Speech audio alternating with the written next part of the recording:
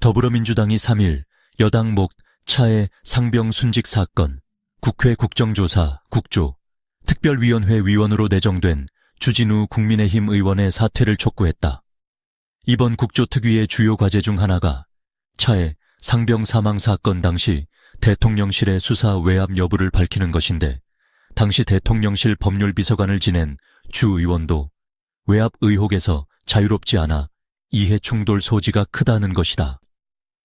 국민의힘에선 주 의원 교체 요구를 수용할 수 없다는 뜻을 보이고 있어 진통이 예상된다. 민주당 소속 차의 상병 국조특위 위원들은 이날 오후 국회 소통관에서 기자회견을 열어 국정조사의 공정성과 신뢰성을 위해 주 의원 스스로 위원직에서 물러나야 하고 국민의힘은 위원을 바로 교체해야 한다고 주장했다.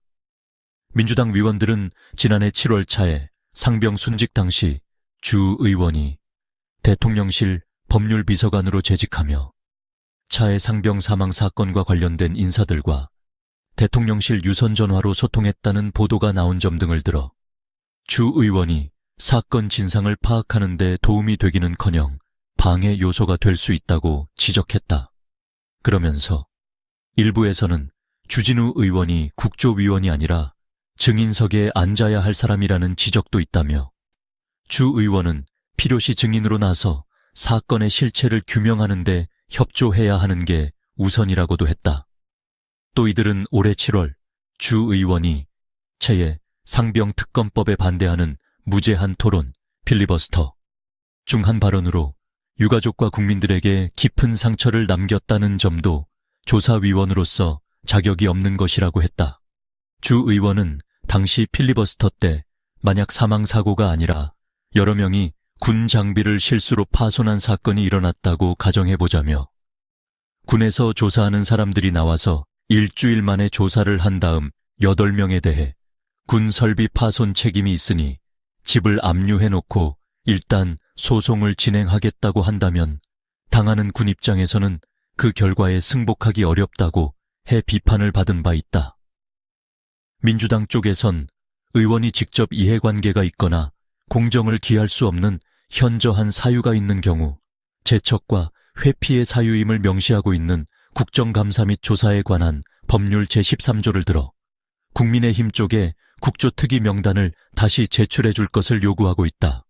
하지만 신동욱 국민의힘 원내수석 대변인은 국조특위위원 교체 가능성은 없다고 밝혔다.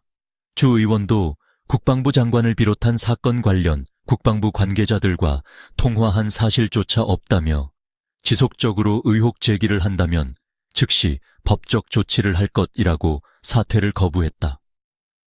이번 국조는 차의 상병 특검법이 윤석열 대통령의 재의요구권, 거부권 행사에 막히자 대안으로 마련된 것이다. 여야는 이번 국조에서 다룰 대상과 기간 등에 관한 협의를 거쳐 오는 10일 본회의에서 국조 계획서를 채택하고 진상규명에 나선다는 계획이다.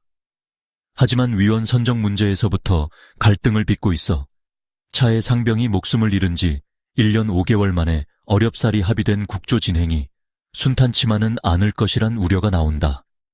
이런 가운데 지난 7월 전당대회에 출마하며 제3자 추천 방식에 차해 상병 특검법 발의를 약속했던 한동훈 국민의힘 대표는 이날도 정치 일정은 개인이 어떻게 할 부분이 아니라며 여러 가지 정치 일정과 상황을 보겠다고 말했다.